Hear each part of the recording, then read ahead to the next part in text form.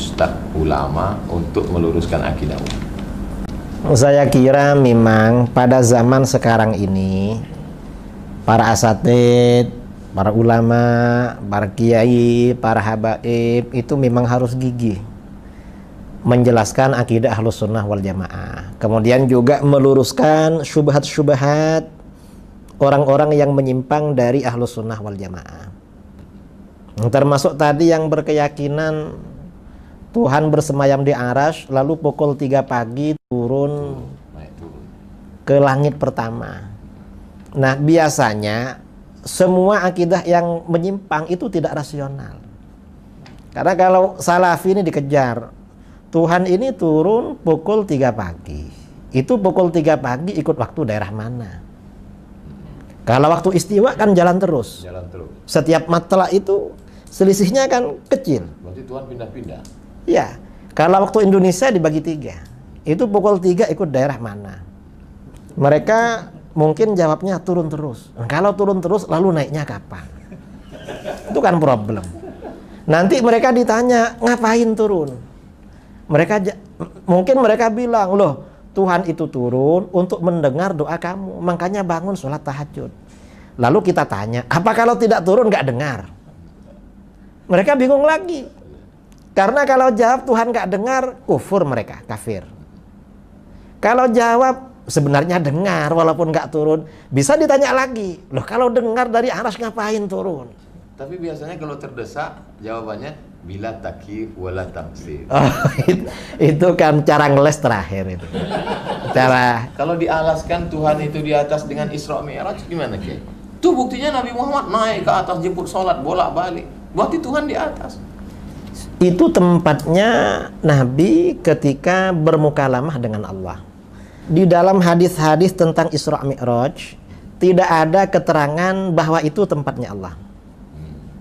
Tapi tempat ketika Rasulullah mukalamah dan melihat Allah. Keterangannya seperti itu. Bukan tempat Allah. Tidak ada keterangan di dalam hadis itu tempatnya Allah, gak ada. Karena yang Isra Mi'raj, yang membaca hadis-hadis Mi'raj kan kita kan. Mereka ini gak mau sebenarnya peringatan Isra Mi'raj. Lalu dipakai dalil, ya salah dong. Berarti dengar ceramah kita waktu Isra Mi'raj. Lah ya itu. Dialaskan lagi doa, Kiai. Buktinya kalau doa itu nunjuk Allah di atas. Kalau Allah di bawah pasti doanya gini. Kata para ulama, atas itu qiblatud doa, sama dengan Ka'bah itu qiblatus shalah. Kalau tanah itu qiblatus sujud. Gak ada orang sujud itu ke atas, gak ada, ya pasti ke tanah. Makanya di dalam Al-Quran itu fasjud waqtarib, sujudlah dan mendekatlah. Kalau ini tidak ditakwil, ini bahaya, karena berarti Allah ada di bawahnya karpet ini. Berarti Wahabi ini kalau mau pakai otak sedikit aja ya. Sebenarnya kalau dipakai sedikit itu lumayan, hasilnya bagus. Nah, mereka emang nggak dipakai, jadi masih orisinil.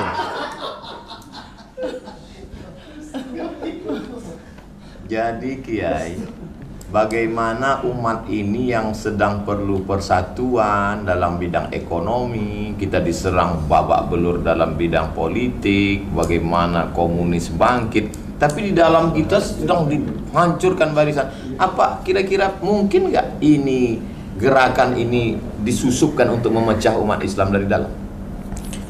Itu jelas itu bahwa memang kelompok-kelompok radikal itu memang disusupkan untuk memecah kita dari dalam. Iya, dan memang yang mendapat himayah, perlindungan dari Protek, ya. mendapat protek dari barat, kemudian juga dana tamwil, itu kan kelompok-kelompok radikal. Besar duitnya, Kiai. Ya gak tahu lah, kayaknya iya. Dulu saya kan nonton video Kiai itu yang katanya ada $2.000. Saya waktu itu 1.500. 1.500. Udah turun atau memang? Gak tahu, kalau itu yang cerita ke saya itu mantan Ustadz Wahabi. Obat. Dia bilang, saya waktu ceramah di Bogor tuh Ustadz, Iya. Kiai tahu berapa gajinya Ustadz Wahabi? Gak tahu. Saya tahu Kiai. Berapa? $1.500. Lo kok tahu? Saya mantan, katanya. Berarti kalau dibuatkan persatuannya bagus juga ya, Kiai. Persatuan mantan Wahabi. Tobat. Wahabi, saya kira bagus itu. Mungkin Ustadz bisa koordinasi nanti. Termasuk yang tadi yang minta maaf ke saya baru Islam 2016. Sebelum itu saya kafir, dikafirkan. Kalau berani mengkafirkan Ustadz, maka tidak heran kita begitu di masjid menyalahkan apa segala macam. Atau akar radikal itu dari sini. Memang akar radikal dari situ, Ustadz. Kan mereka memang kelompok radikal. Kelompok orang-orang yang mudah mengkafirkan, kata Imam Ghazali, itu latar belakangnya kurang pendidikan, kurang belajar. Tapi masyarakat mudah sekali terikut Kiai karena hafal Quran dari pintu bahasa Arab, kemudian gimana menyadarkan umat? Kalau masalah hafal Al-Quran, yang hafal Al-Quran itu bukan cuma orang Islam, hatta orang orientalis yang hafal tuh banyak. Kalau cuma hafal Al-Quran, orang orientalis kan yang hafal Quran kan banyak, Ustaz. Kemudian pakai nama-nama SMP Ibnu Katsir, pesantren Imam Syafi'i, SDIT Imam Nawawi. Itu gimana hukumnya? Pakai Syafi'i tapi nggak kunut subuh. Nah, itu namanya tipu-tipu, menipu namanya. Saya pernah ketemu Ustaz ya, di daerah kami bikin lembaga Imam Syafi'i, tapi yang diajarkan Wahabi. Saya tanya sama dia, kenapa pakai nama Imam Syafi'i? Kita ini kagum Kiai sama beliau, katanya. Nah, tapi Imam Syafi'i ini jadi merek, sudah jadi nama mazhab. Kamu menipu. Kamu ini sama dengan jualan sate. Ada orang jualan sate babi, tapi ditulis sate kambing. Begitu ditanya, loh ini kok ditulis sate kambing? Kan yang dijual babi. Kita ini kagum sama kambing. Mereka ini kayak begitulah. Saya kira seperti itu. Kenapa Taimi? Kenapa Wahabi? Ya, karena Wahabi ini lebih radikal daripada Taimi. Iya. Dan Taimi ini kan setelah meninggal memang pemikirannya kan mati. Dihidupkan lagi oleh pendiri Wahabi ini.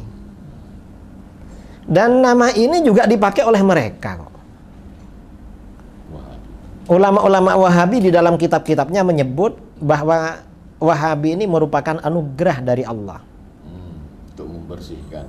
Anugerah dan hadiah yang luhur. Cuma sekarang pengikutnya malu dengan nama Wahabi. Akhirnya pakai Salafi. Padahal gurunya bangga dengan nama Wahabi.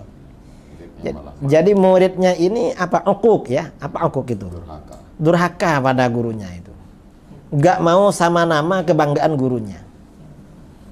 Sama gurunya saja durhaka. Masya Allah, tabarakallah.